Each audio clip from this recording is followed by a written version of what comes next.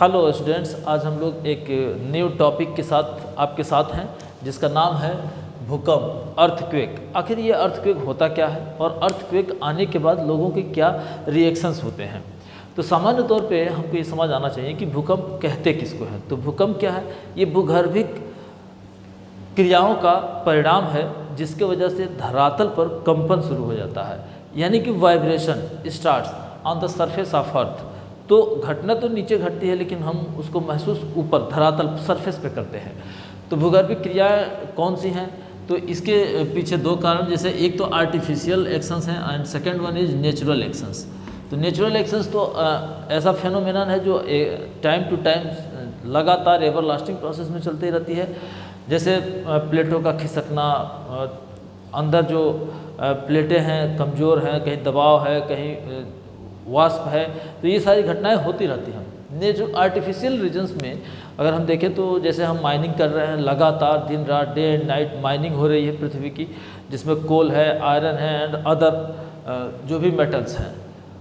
उसके साथ साथ हम जो ह्यूमन एक्टिविटीज़ हैं लाइक एटॉमिक को लेकर के हम जो टेस्ट करते हैं, तो ये भी एक रीज़न माना जाता है। भूकंपी तरंगों को हम सिस्मोग्राफ के ज़रिए नापते हैं कि आखिर इन तरंगों की क्या स्पीड है, कितनी मैच्योरिटी है, क्या फ्रीक्वेंसी है। इन तरंगों की तीव्रता, ये ध्यान रखें, इंटेंसिटी को नापने के लिए जो हमारे पास स्केल है डेट इज़ रिक्टर स्केल। इस रिक्टर स्केल का ये मामला होता है कि ये जो तरंगे भूगर्भिक हलचलों के बाद धरातल पर आई हैं तो कितनी स्पीड से आई हैं, क्या उनकी तीव्रता रही है। This is called Richter scale से इसको नापते हैं और यही तरंगों की तीव्रता कहलाती है। अब इस तीव्रता को कितने प्रकार से देख सकते हैं, तरंगों के कितने प्रकार हैं, यानी भूकंपीय तरंगे होती कितने तरीके की हैं। तो पहला तो यही है, प्राथमिक तरंगे हैं, प्राइमरी वेव्स इसको बोलते हैं। इस वेव्स की खासियत यह है कि ये सॉलिड, लिक्विड और गैस तीनों में कम्युनिकेट करती, तीनों में संचरण करती है, जबकि इसको पी वेव्स के भी नाम से जानते हैं। तीव्रता में देखें तो ये सबसे अधिक तेज़ होती है, तेज़ गति के साथ आगे बढ़ती है।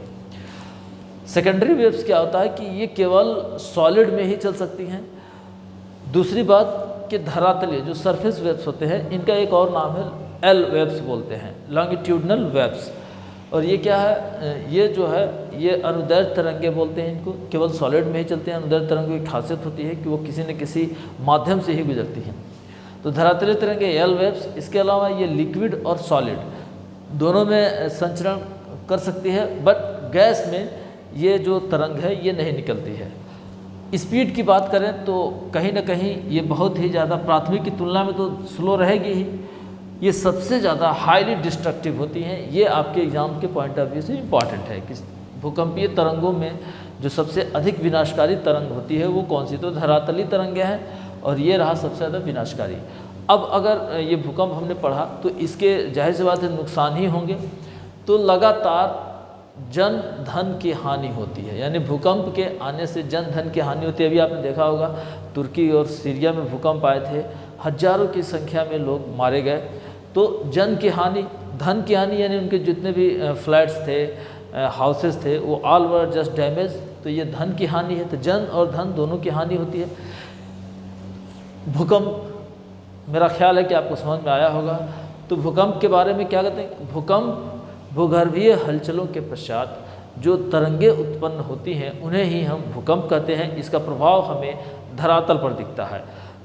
भूकंप को नापने के लिए सिस्मोग्राफ का इस्तेमाल किया जाता है, हालांकि तीव्रता को हम रिक्टर स्केल से नापते हैं। तो आई होप स्टूडेंट्स कि आपने समझा है। अपने कमेंट्स बॉक्स में ज़रूर बताएं।